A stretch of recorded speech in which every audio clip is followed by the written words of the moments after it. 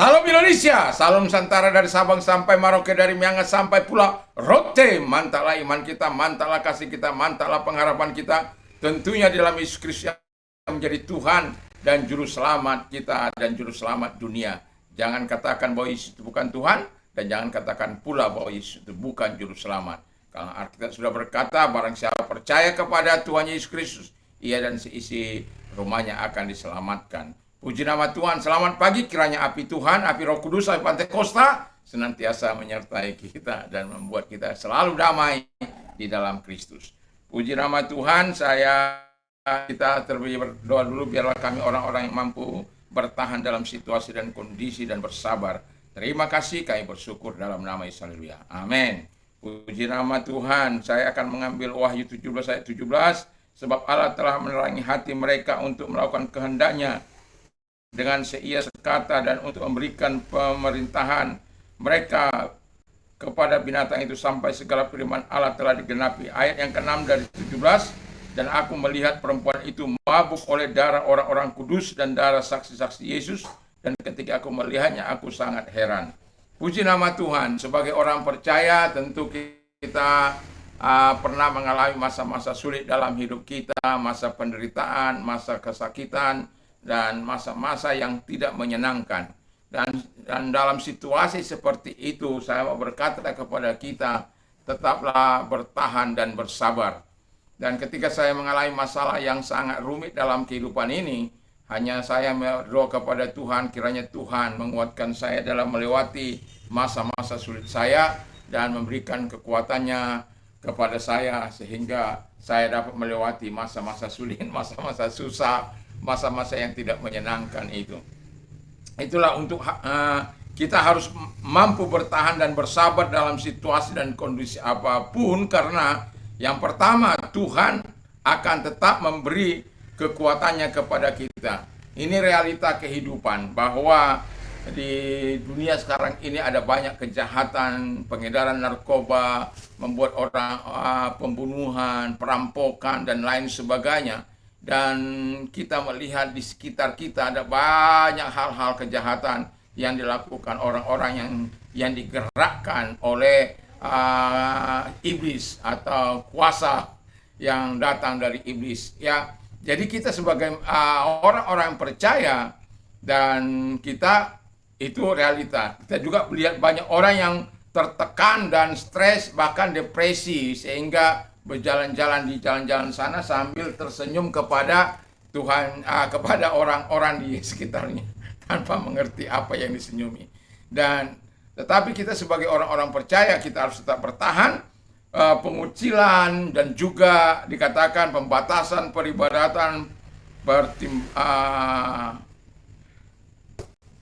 dan juga kebencian rasial, perampasan hak untuk beribadah, pembakaran dan penutupan tempat-tempat ibadah sebagaimana yang kita lihat bahkan di Indonesia ini pun terjadi, yang justru kadangkala pemerintah tidak ambil peduli, aparat tidak ambil peduli, kadang aparat pun bertindak tidak fair play, ya, tidak sesuai dengan undang-undang.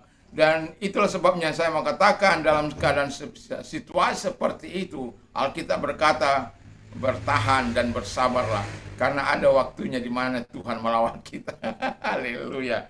Yang kedua, kata firman Allah, Tuhan memberikan hati untuk melakukan firman-Nya. Walaupun di tengah-tengah penindasan, kita lihat bagaimana saksi-saksi orang-orang kudus, dan bagaimana mereka menghadapi situasi yang tidak menyenangkan itu, bahkan sampai ditumpahkan darah mereka, dan dikatakan wanita itu mabuk dengan darah orang kudus dan saksi-saksinya.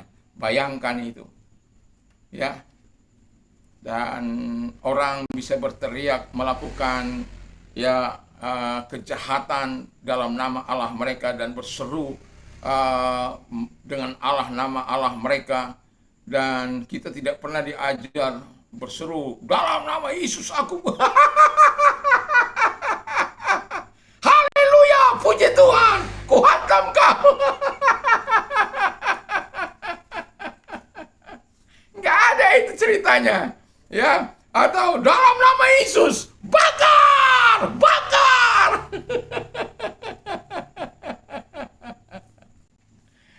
Kita tidak pernah diajar untuk seperti itu. Bahkan dikatakan untuk mengasihi musuh-musuh kita, mendoakan musuh-musuh kita, dan bahkan apabila mereka lapar beri makan, apabila haus beri dia minum, apabila mereka tidak punya pakaian, kita tidak diberi hak untuk membalas sebagaimana Roma 12 ayat 19.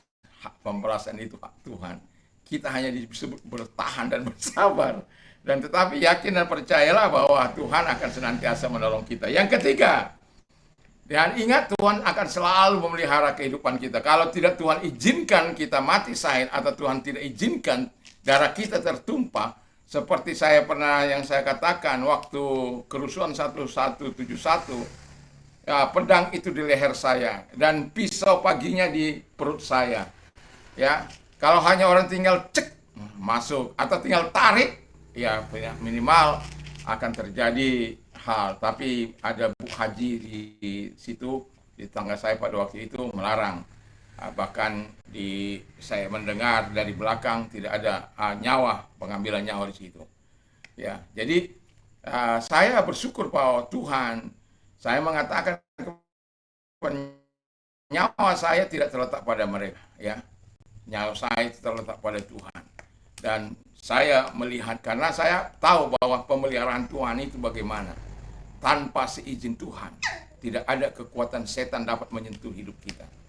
Mungkin dikertak ya, browbeat ya, mengkertak. Tetapi kalau kita bersama dengan Tuhan, kita tidak perlu takut. Dan kalau itu kesempatan kita diberikan syahid, itu kesempatan bagi kita, jembatan emas itu untuk bertemu dengan Tuhan. Tetapi kalau Tuhan tidak izinkan, bertahan dan bersabarlah.